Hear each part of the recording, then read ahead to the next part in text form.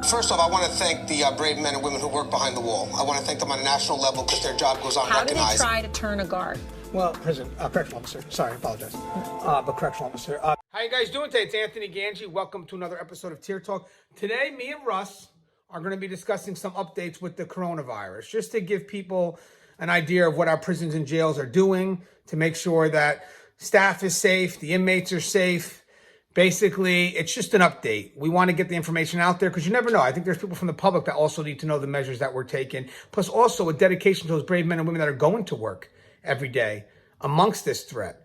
It's just an amazing dedication and commitment. And I think by giving this update, by highlighting the dangers, the threats, and the measures that we're taking, also shows you the dedication. And sometimes the public needs to understand that we are heroes behind that wall. You know, we're willing to put a sacrifice that most people just don't understand. So when a threat like this happens, I think it's great that we cover it just a bit to let people know the dangers we ourselves are putting ourselves in, just to make sure that their loved ones are taken care of. And it's a noble commitment. So me and Russ are going to give our perspectives. Me and Russ haven't had a chance to talk to each other about this because we're having trouble connecting on a video. So I'm going to do mine first. He's going to do his. We may cover some of the same things, but could be a different perspective. But again, information, whether you get it once or twice, is still valuable information. Now, guys, if you haven't, the show Tier Talks for you, brave men and women that work in corrections. So please subscribe, interact, engage, comment, hit that bell. Bell's going to notify you every time I post a video. We'll go to our sponsor. And when we come back, I will give my updates that I'm aware of for the coronavirus in our prisons and jails, what measures we're taking, and then I'm going to forward over to Russ, who's also going to give you some updates. All right, stand by for our sponsor. I wanted to attend a university that had an intelligence program. I wanted to look at problems different. I wanted to increase my critical thinking abilities. AMU offered those avenues to expand. Obtaining your degree as an adult, you're actually paying yourself and investing in yourself. You can't put a dollar on it, it's priceless. It's something that can never be taken away from you. American Military University. Learn from the leader. Guys, Inmate Manipulation is a course that is highly needed. It's the process that's so slow moving and subtle that you don't realize it's happening. When inmates choose to manipulate, they manipulate our need to react. Situational awareness and insight is going to save your career. It's going to save you from doing foolish things. Listen to your gut. So the more insight we have, the more we can recognize what isn't so overt, and we can correct our behavior before we fall into a trap that we can't get out of. If you allow an inmate to pull you out of your prescribed role, you are opening up a door for a host of problems. Inmate Manipulation, the psychology behind inmate manipulation. Available now. Link in description.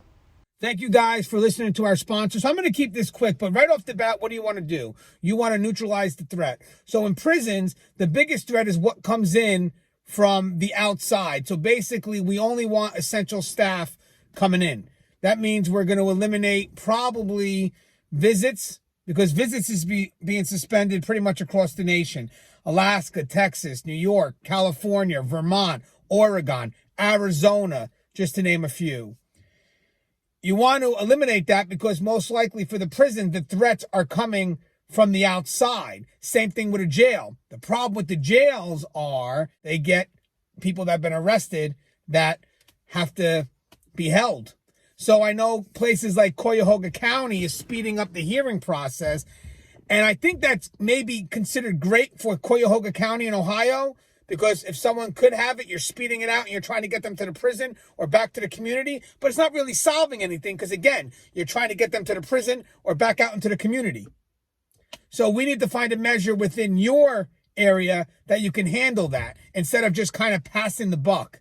And I'm sorry to say that, but to me, that's what it feels like a little bit. I could be wrong, and I hope I'm not insulting anybody, but there should be measures within that jail that should be able to, hey, this person's got some symptoms. They're coming high on a fever. Let's isolate them. And the staff that deal with the jail inmate coming in, then what they got to do is they're going to have that protective gear on at all time, universal precaution for any inmate coming in until it can be deemed that the person does not have that potential threat, the coronavirus. So again, prisons, we're able to control a little bit of what's coming in. Again, only have the essential employees come in, and again, they'll be screened, and I'll explain that in a little bit. But the jails are tough because the jails are going to have to let people from the outside in and have them rest amongst the population. So I think that the screening measure right at the get-go should be isolated, got to be here. Let them stay there for however many amount of days until we can determine that they don't have the coronavirus. And that makes sense. And for the staff that deal with those inmates on intake, at all times, they should be highly protected. Highly protected. And that staff should be designated to intake. I don't think that they should be able to work in other areas, just in case. So if you have an intake team, that's specifically what their job's going to be. Keep them at intake. Don't have them work anywhere else. If I know right now we're seriously understaffed, but the last thing you want is an officer from intake to go ahead and bring something into the population. So you should have a designated intake team, and you're going to have to deal with that team, supervisor, whatever you need. And that's the team specifically that stays in that intake area and deals with it. Again, but let's protect that team. Let's make sure that they don't expose themselves. But just universal precaution, you're not going to want that intake team to work in the general pop because, again, they're getting inmates from the outside in. For the prison facilities, we can easily eliminate the traffic that sends inmates out unless it's an emergent issue. We do have medical concerns, but again, we could take those precautionary measures, but it's not as heavy as what you're going to get as a jail, who's just going to be getting them in on a regular basis. But again, for Cuyahoga County, I don't think that's a good idea. I think that you should have measures within your facility to handle it because all you're doing is sending it right back to the community or to the prison, which gives it right back to us. It's not solving the issue. I don't know if there's been some exposure. I know there's two where staff members have tested positive for the COVID-19 and measures have been taken. Very good measures, reactive measures, yes, but still very good measures to make sure that it doesn't affect anyone else. And the two locations I got so far, now I don't know, tell me if you guys know of more, I'm very curious, was one's in Delaware County. So that's at George W. Hill Correctional Facility. I believe that's in PA. And the 11 inmates and 23 employees at George W. Hill Correctional Facility who were quarantined after exposure to another prison employee who tested positive for COVID-19 have been showing no symptoms of the coronavirus after 8 days, sources say. Now, guys, by the way, this article is from March 14th, so today's March 15th. On Friday, Geo Group Inc. announced that an employee at the George W. Hill Correctional Facility tested positive for COVID-19 and 11 inmates have been placed in quarantine as a result. Sources close to the situation said personnel from the Pennsylvania Department of Health are meeting with each of the quarantine inmates and employees, and testing is expected to occur on each one. They also said the employee who tested positive for COVID-19 had only been at the facility for 1 day from the moment of exposure and immediately self-quarantined when the test results came back positive. The employee displayed no symptoms prior to his quarantine and had exposure to an affected family member. So again, he was exposed or she was exposed from the outside. So immediately when they got the exposure, they were able to quarantine the 11 inmates and then send the 23 staff home for self-quarantine. Now, guys, for staff, there should be a different type of leave. Maybe like some type of administrative leave. They should be paid. I would hope that they're paid and it doesn't count against their sick time. So I want people to, hopefully that's the policy and practices that they're utilizing, because the last thing you want is to be home for 14 days or whatever it is, not getting paid. And some people, even though it's the beginning of the year, may not have any time. So just one less worry. One less worry. This is in Washington, actually. Late yesterday, the Washington State Department of Corrections confirmed that an employee working at the Moreau Correctional Complex, Washington State Reformatory, has tested positive for COVID-19. The employee last worked on March 8th, was tested on March 10th, and received results back yesterday, March 12th. The employee will remain at home away from others until they recover. The employee, MCC leadership, and human resources are working closely with our medical professionals, leadership teams, and they'll stay in contact with this employee throughout the recovery process to make sure they get the care they need. Corrections has identified employees considered to be in close contact with the employee and is in the process of notifying them. Anyone confirmed to have been in close contact will be asked to self-quarantine at home until the suggested 14-day quarantine period ends. And according to the Department of Health, this is how they defined close contact. living in the same household as a sick person with COVID-19, caring for a sick person with COVID-19, being within 6 feet of a sick person with COVID-19 for about 10 minutes, or being in direct contact with secretion from a sick person with COVID, which is being coughed on, kissed, shared, utensils, etc. While Department of Health guidelines recommend quarantine for individuals who have been in close contact, MCC is also placing WSRU A and B units, that's a specific unit, where the employee worked in precautionary quarantine for 10 days until the 14-day quarantine period ends, with modified restricted movement to protect them. MCC staff is continuing to thoroughly clean and disinfect the affected units and encouraging other precautionary activities, including providing extra cleaning supplies to incarcerated individuals. So you see what they did. The unit where the officer worked goes on a specific quarantine until we get some understanding, okay, these inmates are cleared, these inmates are good, and then the unit will go back as normal. So again, everything's an effort to isolate. Now, again, I mentioned how the jails have it tough, and I think one of the things is definitely that intake area. But for prisons can actually control to some extent who comes into that facility. Again, no volunteers, no visitors, only essential employees. So with that said, you have to have a screening method. Hopefully staff understands the reason behind that screening method, because again, the threat isn't the population. The threat is someone coming in from the outside. So you have to go through some screening, answer some questions. If your temperature reads over 100.3, you may be sent home and can't come back until you're cleared for medical. People are asking about masks. A lot of people say masks don't work, but there is a certain type of mask that does work. Now, if staff was to start wearing masks, some of the people from the outside may look, well, the inmates should be allowed it too. Technically, not necessarily, because the threat comes from the outside. So if staff was wearing masks, it's really to protect the population. I want people to know that. So the reason why, if some facilities allow staff to wear it, which I still think it could be a security threat because it's a mask, and if someone gets a hold of that mask, it's hard to identify who that individual is. But with that said, if safety and security gets superseded by health and we need people to wear masks, the mask should go to staff, not the population, because again, it's protection. The people from the outside are the threat. So have the mask go on staff so they don't share it out to the population. So when people are like, oh, well, why is staff wearing masks to protect themselves? Why not the inmates? Because it's staff that can carry it. So technically the staff is wearing the mask to protect spreading it to the inmates, if that makes any sense. But if it got to that level, I don't know if it's going to get to that level yet. And again, hopefully staff understands the measures that are taken. You don't want staff to be resistant at this time. All measures are taken to protect the facility, to protect us, so we're able to go home. Because guys, if this is like a spark waiting to ignite, so we got to do whatever we can to make sure that we eliminate any chance for that spark to happen. So any measures that we need to take.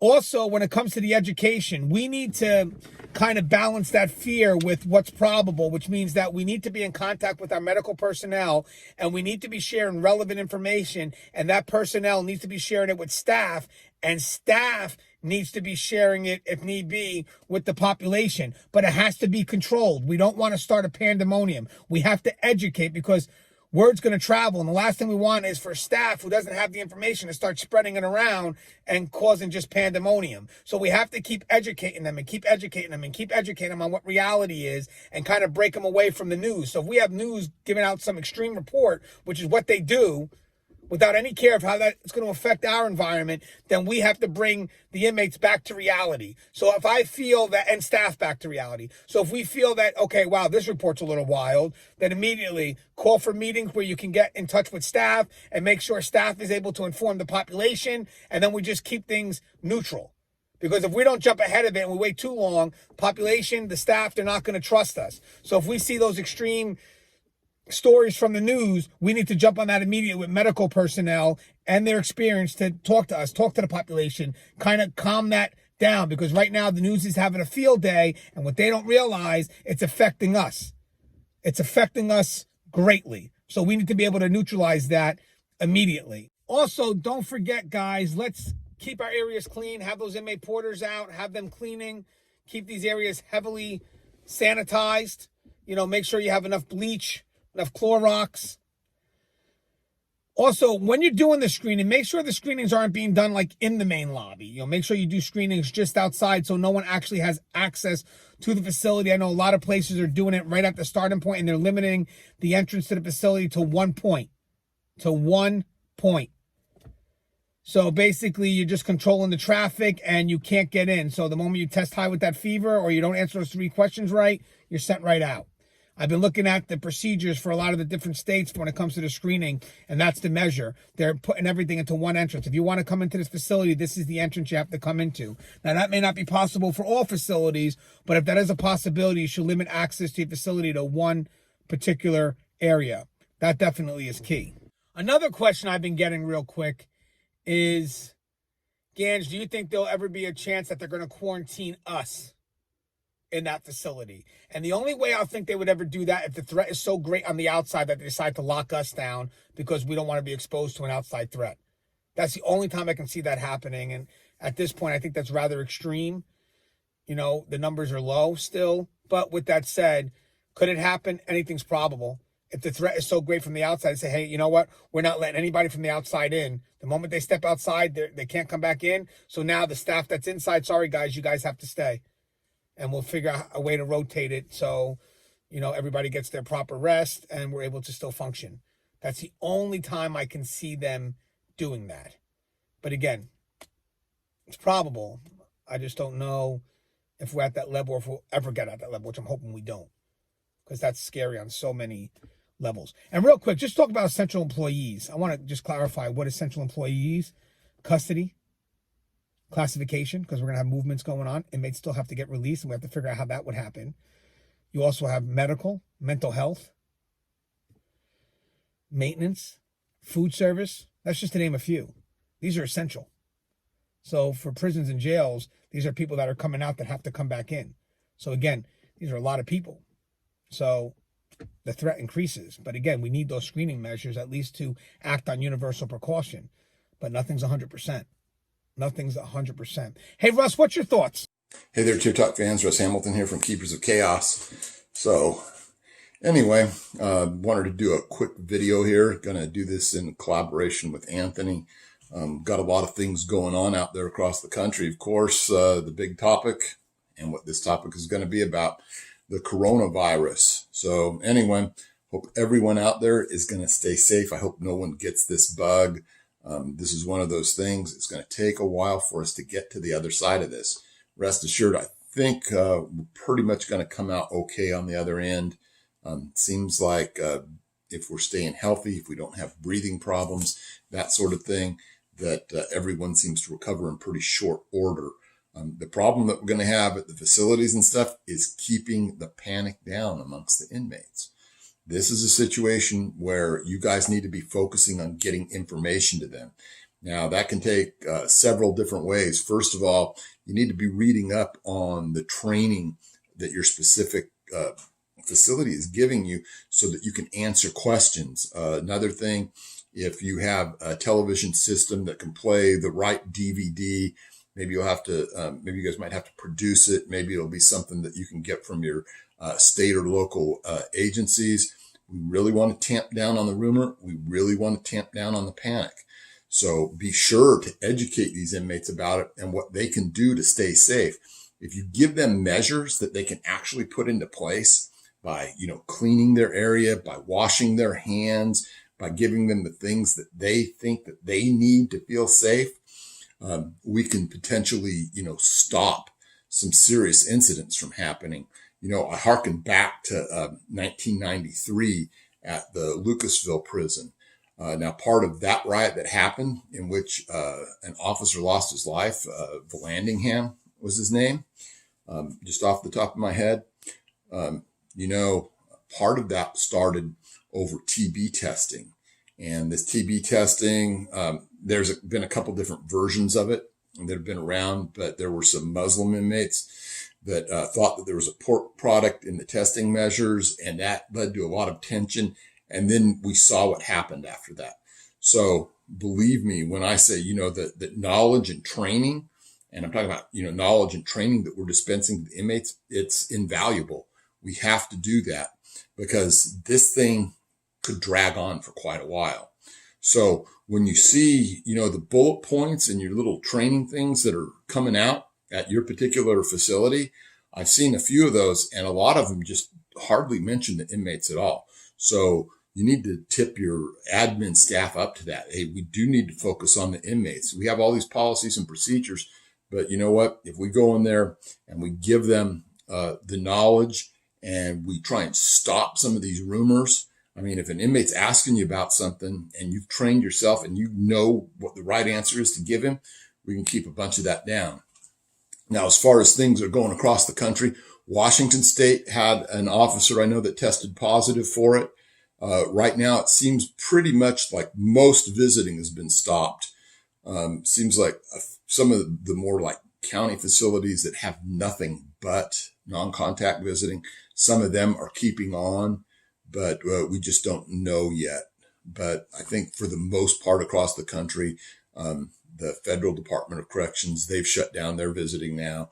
I know it's shut down here in California.